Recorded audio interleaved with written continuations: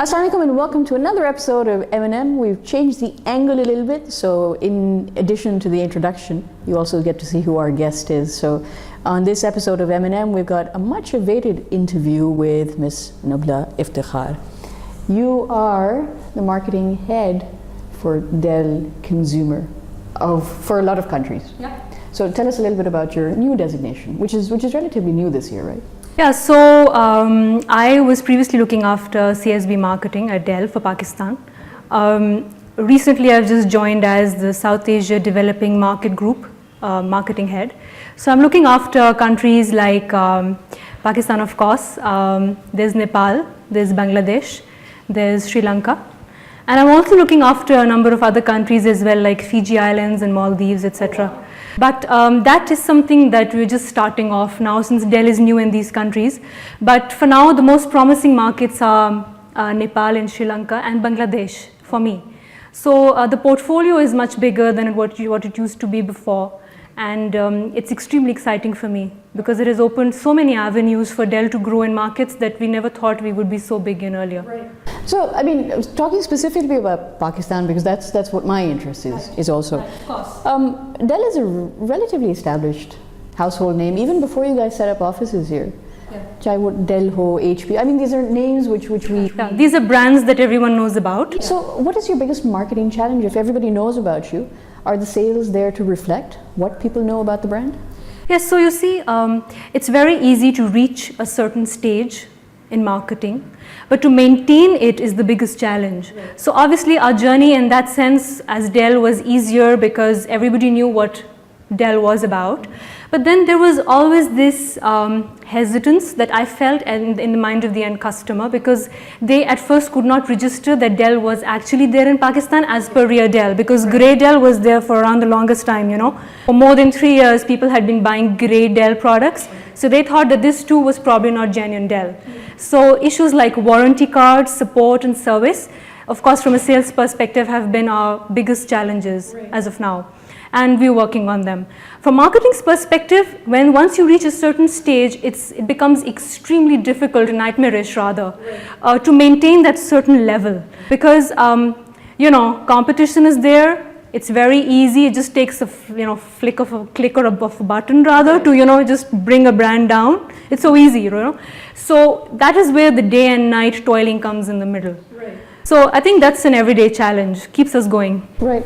So I mean, how do you overcome that? Let's say in the more mature markets within Pakistan also, in the more mature tier 1 cities, it might be easier. You can get through with advertising, you can get through with people, testimonials, reviews. How do you get through it in the second tier cities? Remoter areas. Yeah. So sales and distribution plays a very vital role in these cities or these markets, so to say.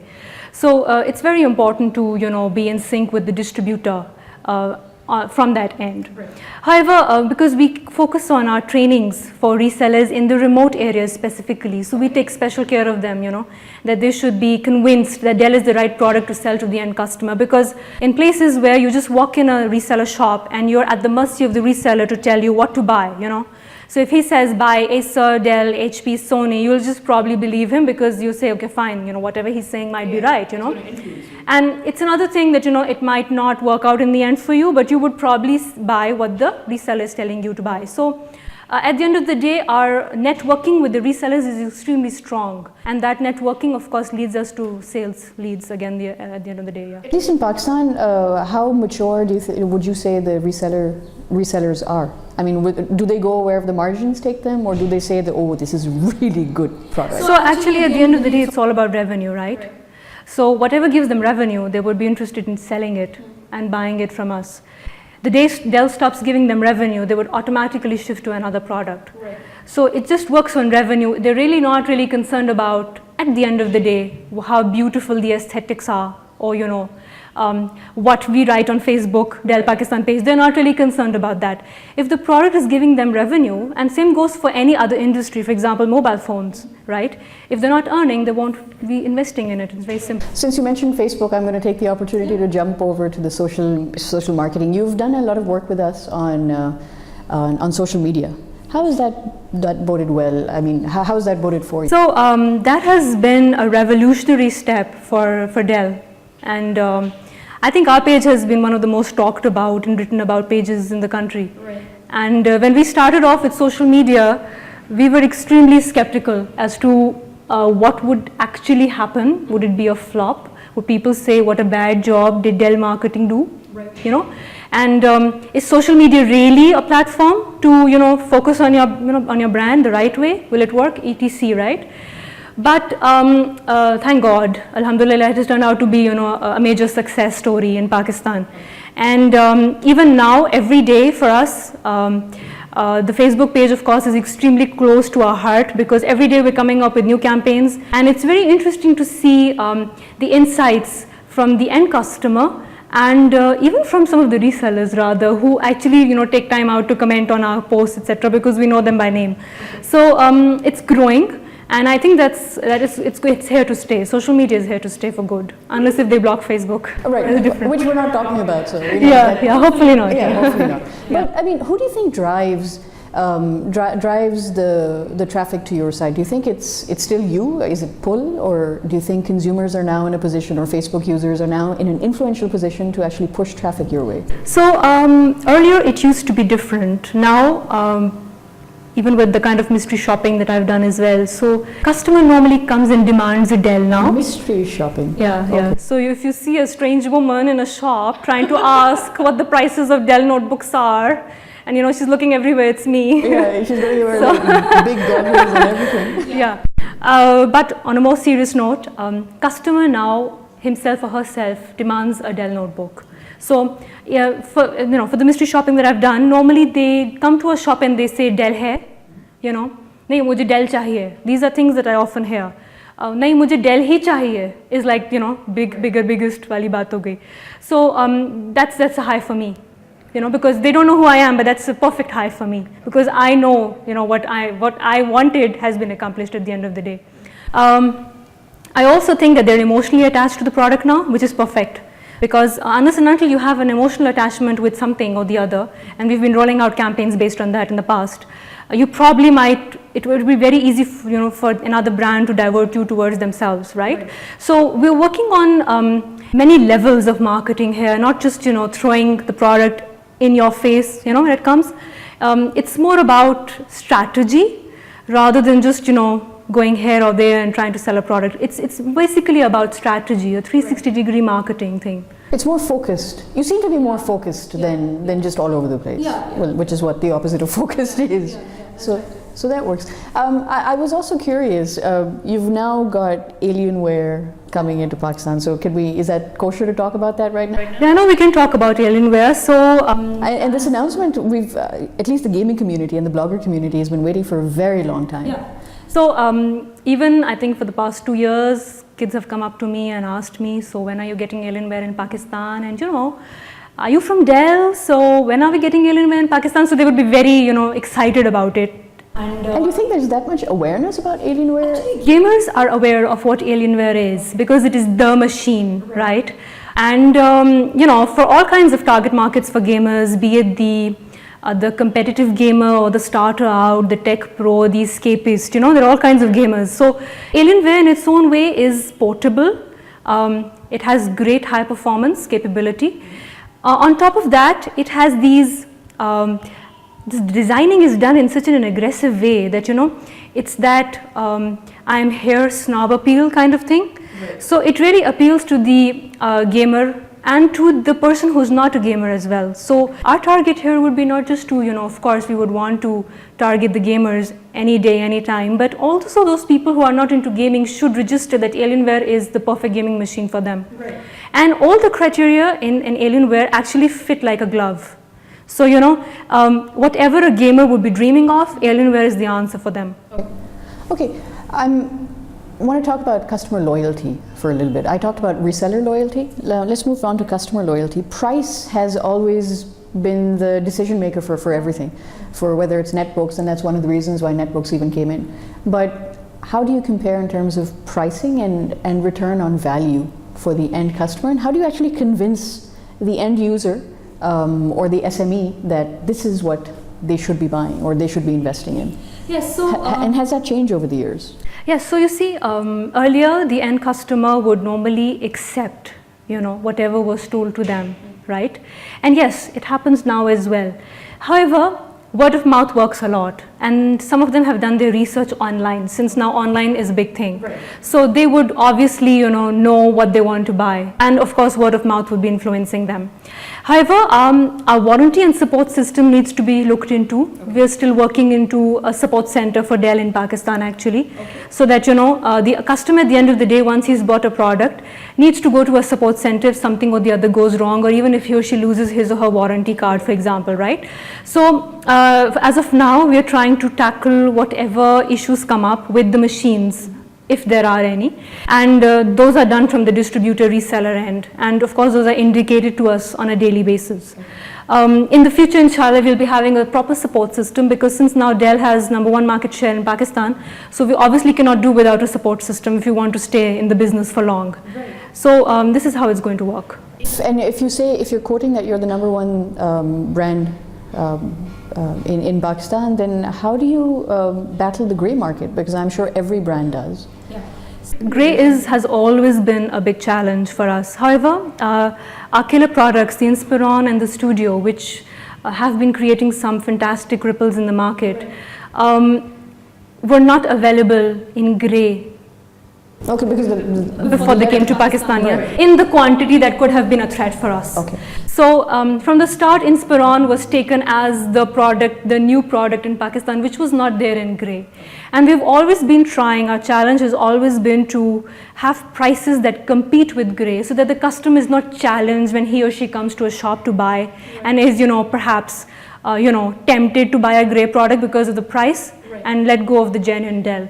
Because at the end of the day, it's always genuine that works, right? So our challenge, again, grey of course has always been, but then that's for every brand in this industry. Grey has always been a challenge. What about things like when you talk about the SME market, because I know that's something extremely close to your art. Yeah. So I started off with SMBs, but somewhere down the line, the SMB division was taken away. Okay. So it was basically all consumers, you could see. Right. But then we've been working on SMEs our own self as well through the consumer domain. Okay. So yes, it's very close to my heart from day one, yeah. But I know you're not looking after it directly, but because you have been for such a long time, I'm just wondering what your biggest learning, most valuable learning would be trying to sell to the SME market. So I think we take SMEs for granted. That's what I feel. I think everybody does. In terms of numbers, we might think that larger organizations would contribute more to numbers or revenue than SMEs. But if you sell them the products with the right margins, they can actually come up with some really good numbers in terms of revenue, because at the end of the day, as a marketer, what I'm looking at is revenue, right? So we, in our part of the world, and even in South Asia, the rest of the countries I'm looking after, I find that, normally we do not take SMEs that seriously. And we should be working harder to channelize, our pathways in such a way that there are specific products which are designed for SMEs, and SMEs should be made aware that this is the product for you. Normally, they are not too sure, so everything is a pie in the sky for them. And they're not too sure which product is the right one. So basically, yes, they'd be looking at the price and the specifications, but if we position our products specifically for SMEs, with the right margin, of course, I'm sure that it would really pick up. Not much work has been done on this, though. Okay. The right way. But I don't think, even apart from the hardware vendor side of which is where you come from, I don't think anyone has really focused on SMB. Yeah. So even proper research has not been done, and that's bad, because I think that they are for us a growing market. There's enormous potential when it comes to SMEs. And I've always been writing articles as well, in the start for SMEs. So of course they're very close to my heart. But again, lots of work needs to be done. Okay. So here's that derogatory question. And I guess it's kind of justified because I'm also a woman. But hardware and technology in general is a man's world. Marketing and doing what you're doing is a man's job. Really? Okay. Is a man's job to the extent that the running around is a man's job, I guess. Yeah. And also, we don't have a lot of women at your position, at your level, running marketing for a brand such as a hardware brand such as Dell. What's your biggest challenge? Okay, that's a very interesting. That's the rapid fire. Yeah. This is a very interesting question because there have always been challenges for women. Working women, even if they're teachers. It's just not about marketing, you know. It is a man's world after all, so let's just accept it. Actually, so no, I would give it another year, 2 years. I think we all take over. But you know, I'd rather not be in denial about that. Right. But yes, there have been challenges of acceptance, and you know, that technology, a woman might not be able to pick up on technology or jargon or understand technology the way that men might be, you know. Right. But it all works out well in the end if you're committed. So if your mission is to make it happen, you'll make it happen in the end. And then in that sense, it really doesn't matter if you're a man or a woman. Right. You know, because at the end of the day, if you know what you're doing, you're dedicated enough and you deliver, so it doesn't matter. So do you have a better insight into how women should be sold to? I mean, for example, you talked about the mystery shopping. So how does a reseller react to you being a woman, and if you're asking him specifics about that, you know your stuff, that any woman could walk into a Dell, walk up to a Dell reseller, and based on your assistance, do you think they'll be able to convince the woman to buy a Dell? Yes, so I have been asking them to give me some other notebook, not Dell, you know, when I'm doing this thing, but they refuse to do that. So that's you know, my victory at the end of the day, because they said कि हम यही है और आपने यही लेना है, you know. Normally they insist on Dell for the end customer, which was not the case 2.5 years ago. It's not as if, you know, we came and we conquered without any effort. Of course, earlier it used to be there were a number of choices for an end customer, which is natural. But now they insist that this is the best machine for you. So that's how it works. Last year, and I'm sorry, I keep going back to last year, but there's a disclaimer which is going to be running, which says that we actually took this interview about almost 8 months ago. Yeah. So that's why I keep going back to last year. But last year you were also not nominated, but recognized as an MVP for Dell. Tell us about that. How did you feel when you found that out? Yeah, so MVP, as you already know, stands for Most Valuable Player. And it was unexpected for me. Okay. Not that I wasn't working, obviously I was, but recognition is something which really doesn't come that soon, right? Specifically for a country like Pakistan, because Pakistan normally around the world people might have a negative impression of the country, you know, thanks to media. So recognizing a Pakistani and a woman at the end of the day was a big high for me again, because, you know, a Pakistani for my own self, you know, at the end of the day, that's another thing. And then a woman who's working to drive the brand so aggressively and ruthlessly rather, and then recognizing her as, you know, perhaps the woman of the year or the MVP person of the year. So I think that this is something that I would remember for the rest of my life. Okay. Even if I would leave Dell, and, you know, I would probably be in Fiji Islands or wherever. Of course, taking care of Dell. It would still be something, you know, a fond memory to look back. Okay. Towards, you know, that, you know, this thing happened to me when I was XYZ old. I'd rather not name my age. She's very young. My age. You're very young. You're like almost 7 at least. Nubla, before I wrap up the interview, I just want to talk about the local market. I'm not asking about sales figures and stuff, but I'm just talking how competitive is the market? How fast is the absorption of technology, usage of technology? Because it's all, I mean, the reports that IDC publishes or that Intel then shares with everyone show that we're still like single-digit growth in terms of desktops, and laptops are, well, you know where they are. Yeah. So the market obviously has moved from desktops to laptops. And people think that laptops might move on to tablets for good. But I don't think that's going to happen, because laptops will be here to stay. They are here to stay. So we have tablets coming over, and we have all kinds of technology, which is extremely exciting, you know, at the end of the day, for a technical person as well as for a housewife, you know. So these are the kind of technologies that really appeal to you. So technology has advanced to such an extent that the end customer now registers technology as a part of their life rather than something remote that they can talk to a techie about, right? So that's perhaps the best thing that we can see here. I must also take the opportunity to let you know that Dell is also considering moving into the mobile market, communications in its own self. So, you know, laptop industry would be there to stay. Yes, we might venture into other avenues like tablets and mobiles, etc.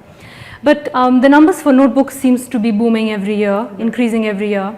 More and more people want something on the go, even if it's a mini, and they do not have enough money to buy perhaps something more than which costs 27,000 rupees. They don't have more money than that. They would save maybe half a year, get a mini. You know, I've seen people like that. A cherry red mini. A cherry red mini, yeah. So, you know, I think that notebooks would still be there in some form or the other because of their portability and their usage, their specifications, because you cannot exchange a tablet with a notebook, right, no matter how hi-fi it might be. But then a tablet is there for another kind of target market. Right. So, you know, everything has their own charm at the end of the day. I see that, and I hope that in the future Pakistan would not be looked upon as an emerging market for notebooks. Right. It should be considered as a mature market, hopefully, maybe in some years from now. In perspective, how does that change your job? Because if everything is being converged, so laptops converging with mobile devices, you know, doubling up, and everything, all information and data is up in the cloud, how does that change your strategies that you will perhaps come up with in the next couple of years? So you see, we need to understand the demographics and psychographics from a new perspective, because now we know that the market is changing and there's a big boom, right? So even the perspectives of the end customer, they're changing, their insights are changing, and the amount of research that they have already done on each and every product is amazing, right? So we have to be there for them for whatever change occurs in the future. So our strategy would basically roam around notebooks, tablets, mobiles maybe, and how to target each target market in its own way. Right? So this is how it would figure. And how much of a role will the end user, if in case they don't already, play in your strategy development? End user will always be the most important person for me. So the customer is always right, no matter what happens. I might be wrong, but the customer is not. Okay. That's how it is. Just one last question. What is your biggest learning that you've had at Dell so far? In all the key positions that you've held, in all the interaction that you've had with the customers, with the blogosphere, with all the work that you've done with companies like ours, with media like ours, what's your biggest and most valuable learning that you can share for marketing of a technology brand like Dell? So for aspiring marketers, I would say, you know, never say die, because the road is tough and tougher than you can ever imagine to becoming somebody in marketing if you want to be. If you don't celebrate yourself, no one will. You have to let others know who you are and what your mission is. If at the end of the day you are dedicated enough, you will pass all those stepping stones to success, and there's no stopping you. Well, great. It's always been a pleasure interacting with you. Thank you so much for calling me here. It's a privilege. Yeah, and best of luck with the Alienware launch. I know we're doing some stuff with you. So we hope that the blogosphere and the gaming zone really gets in the zone and makes this product very, very successful. If you have any questions or comments that you'd like to ask Nubla, feel free to post them right below this video and she'll get right back to you. And until the next episode of MNM, I'm Rabia Gharib and this is Nubla Iftikhar signing out.